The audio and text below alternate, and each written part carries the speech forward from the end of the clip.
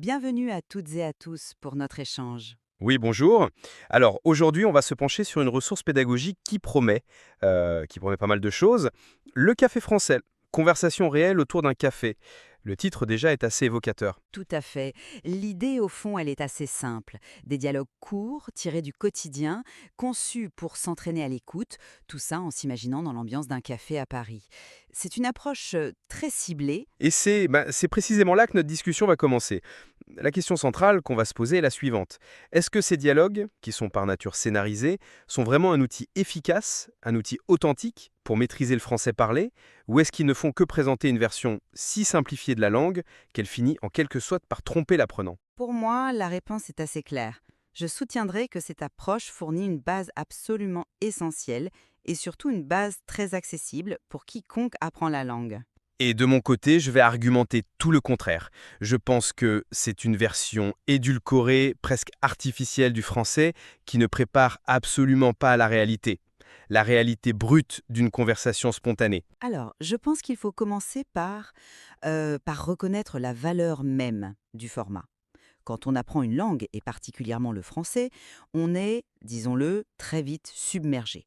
Le débit, les liaisons, les expressions, c'est, c'est un véritable mur sonore. Ce que fait ce matériel, c'est de proposer des briques.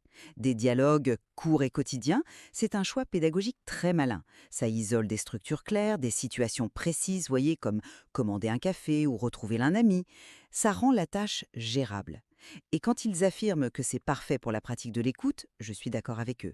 La perfection ici, ce n'est pas de copier le chaos du réel, c'est d'offrir une clarté absolue. On enlève le bruit de la machine à expresso, la conversation de la table d'à côté, les hésitations, bref, tout ce qui parasite la compréhension au tout début. C'est un environnement contrôlé, un laboratoire si vous voulez. Et puis, le cadre du café parisien n'est pas qu'un simple décor.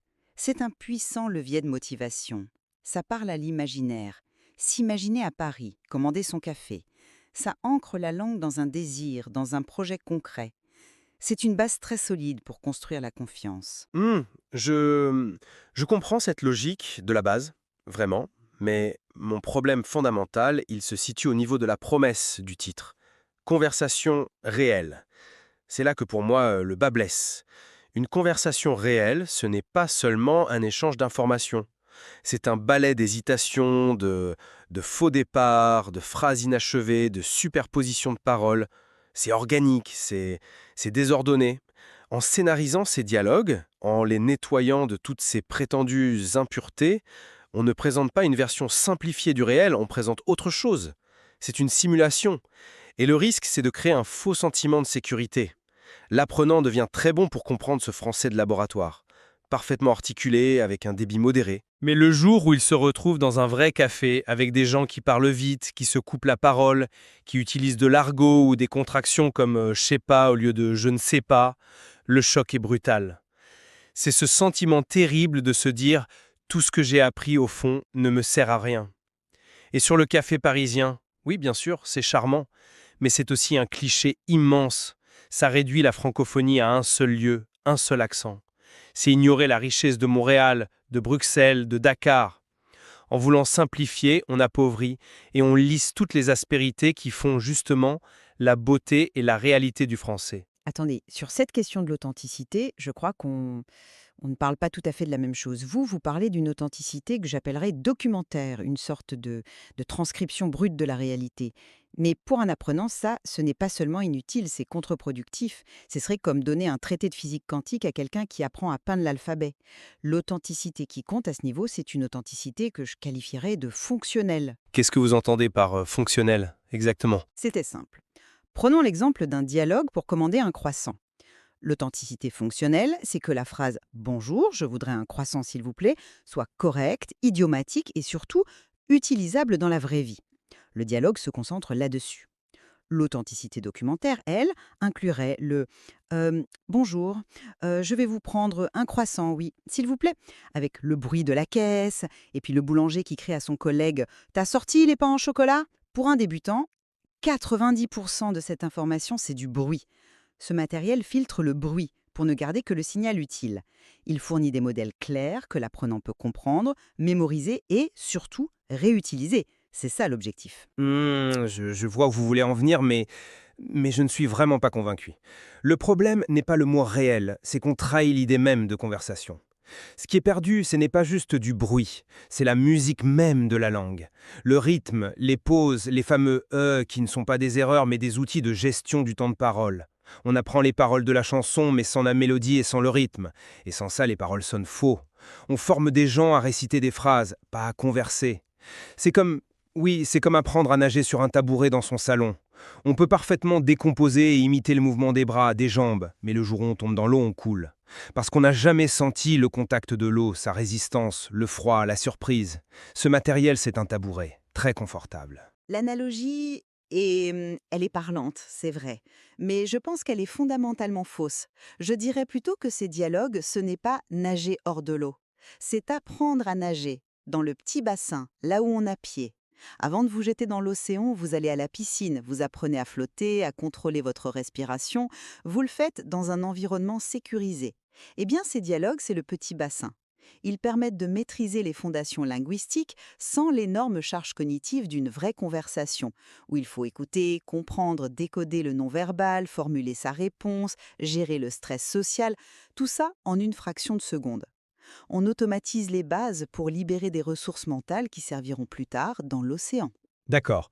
Mais même en acceptant votre image du petit bassin, est-ce qu'on n'est pas en train d'apprendre à nager dans une eau qui n'existe nulle part ailleurs?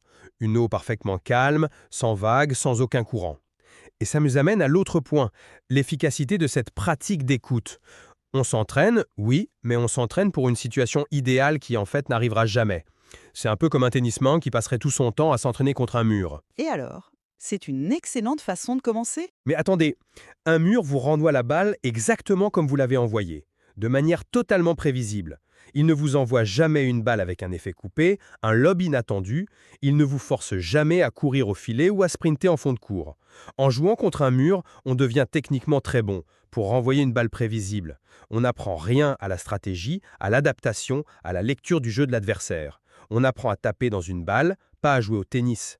Et la conversation, c'est un match, ce n'est pas un mur. Mais aucun entraîneur au monde ne mettrait un débutant complet sur un cours pour un match de compétition.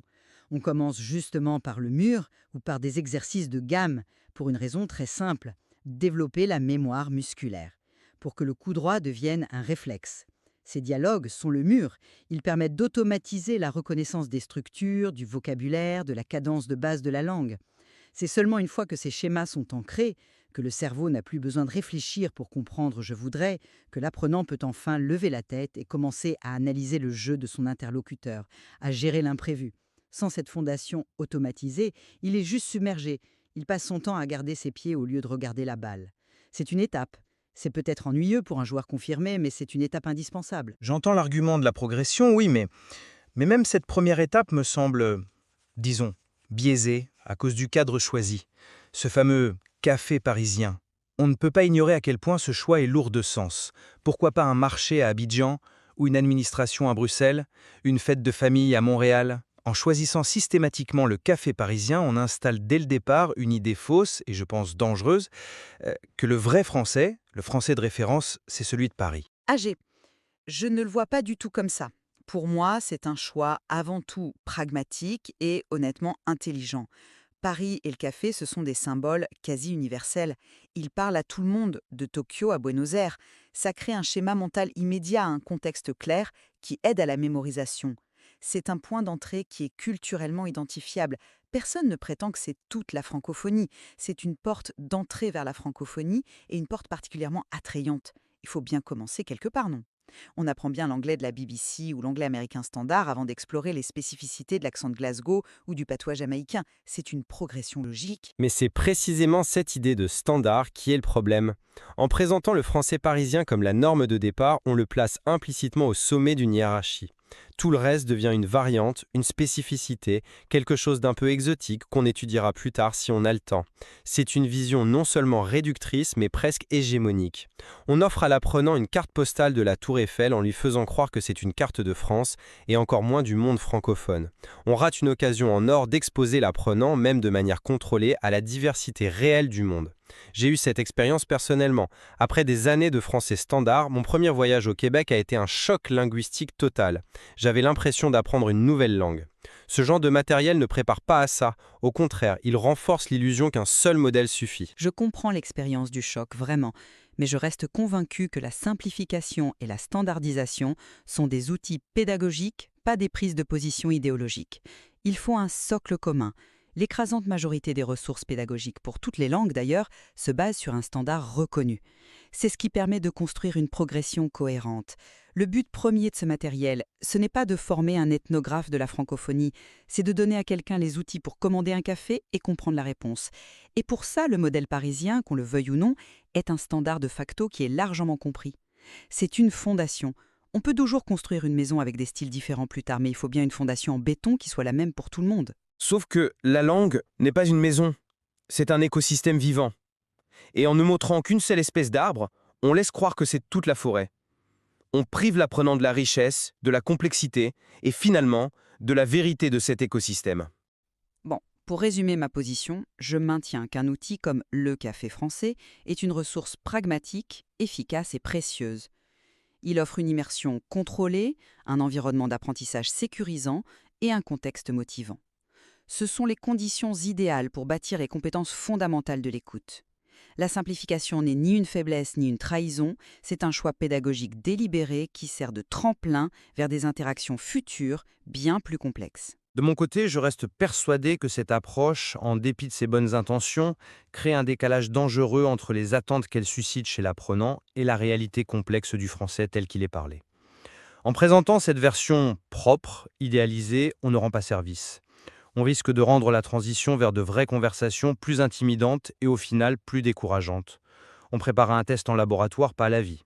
En fait, si on y réfléchit bien, notre désaccord ne porte pas tant sur l'outil lui-même que sur une question plus fondamentale. Qu'est-ce qu'une pratique authentique et efficace pour quelqu'un qui apprend ? Est-ce qu'il s'agit de le confronter d'emblée à la complexité du réel ou de lui construire un modèle simplifié et fonctionnel pour qu'il puisse l'appréhender pas à pas ? Exactement.